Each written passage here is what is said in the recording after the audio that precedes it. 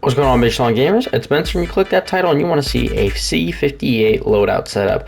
I mean, if you haven't already, please leave a like, subscribe, all that cool nonsense. Speaking of that, AJ Clib subscribe to me, Lil Goosey 598, Stormy Rogue 2, and Wiki Howman subscribe to me. And if you do, I'll shout you out. Plus, the Kool-Aid Man will not break in your goddamn house and stab you to death while you sleep. So that's a plus too.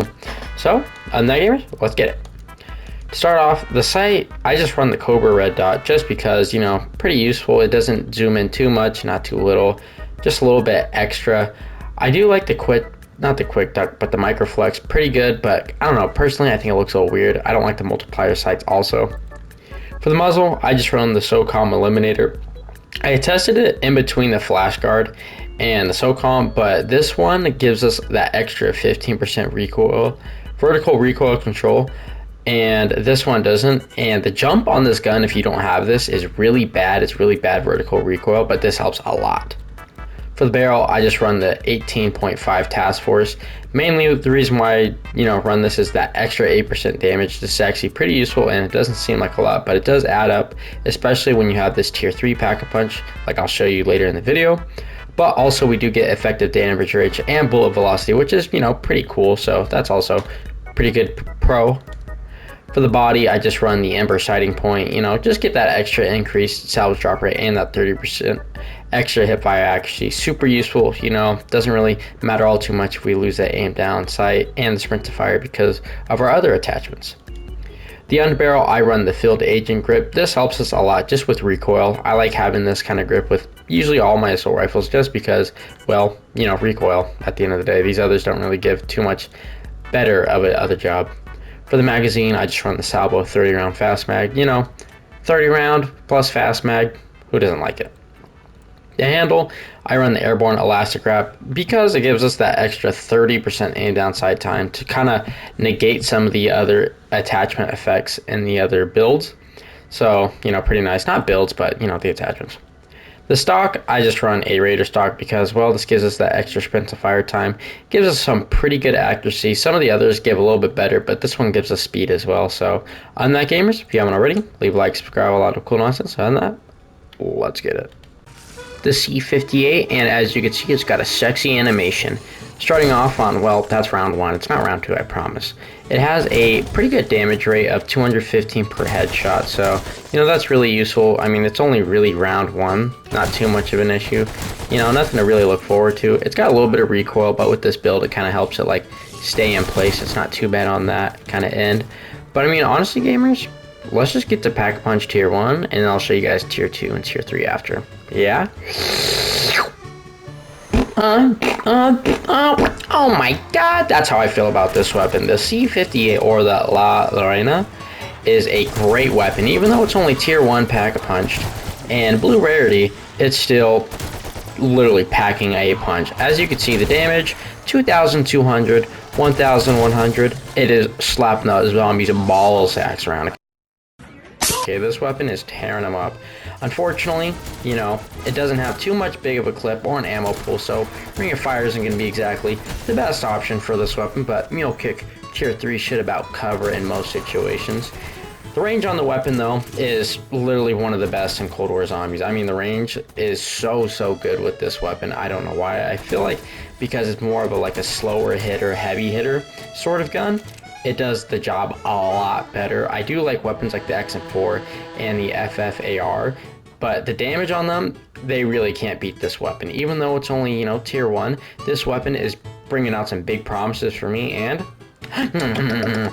that's how I feel about it. I love this weapon. So good. And even though it does have a couple of cons, it is an assault rifle. It isn't perfect. Obviously, there isn't any gun that's perfect in this game, but even then, it's still pretty good. And for some reason with Pack-a-Punch, I don't know if it's actually a thing, but I feel like it really is a little bit more stable and easier to kill. So on that, gamers, let's just get to Tier 2 before I... That's how I feel when I use a C58. It's like I'm creaming my jeans every time I use this. This bad boy. Honestly, I was kind of lying when I didn't even really realize it. But the ammo pool on this weapon actually isn't too bad. If you notice that, I got a solid 660 in the ammo pool, which is actually pretty good. Continuing off from where we left off, I mean, the reload speed on this weapon is actually really good, even though the rate of fire is about 555 RPM per shot. It does carry through with 60 rounds. I mean, it does seem like a small clip when you really, like, just look at it, but the weapon doesn't have very fast fire rate, and it has a high damage potential of 6,000 to 8,000 on round 21 with, well, you know, purple. Oh my god. Yeah, I'm bad. I'm bad, some would say. But yeah, it has all these great things about the weapon. The reload is actually really good. I know I do have speed cola right now, and even without it, I think it takes about like an extra half a second just to complete it.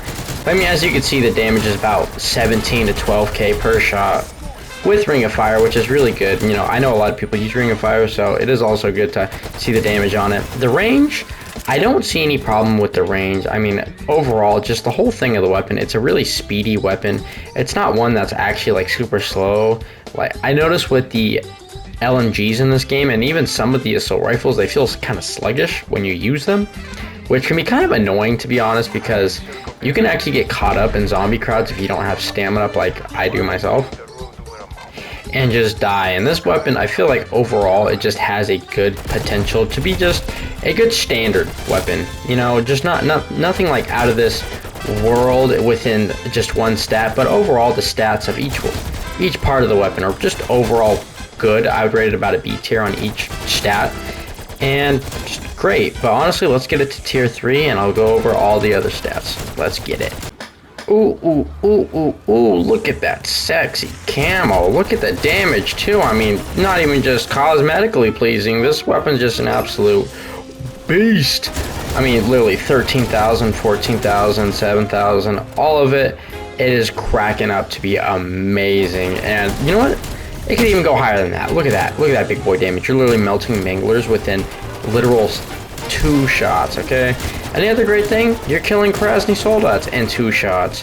The fast reload with this weapon combines to be a great weapon, and just, it feels a little bit more different and something not normal in Cold War. Usually we just have the fast firing weapons, like I've said before, but the weapon variety in this game is a little crummy, and the C58 is one of those weapons that kind of gives you a break from your average sort of weapon, even though they add, you know, plenty of extra weapons in the game. Season 5 they probably will, which we'll go over that weapon too. But this weapon is really fun, I would say. It's definitely not something like terrible. You know, if you're bad like me and you just die because, you know, a mangler just wants to bum rush you and go push, push, push, you know, it might be an issue. But this weapon, I mean, if you just look at the stats, all around, great weapon, fast fire, you know, everything, I love it. But, I mean, hey, if you made it this far, you deserve Cookie Gamers, and I love you. But, other than that, gamers, I'll see you guys in the next one. Have a wonderful day. See ya.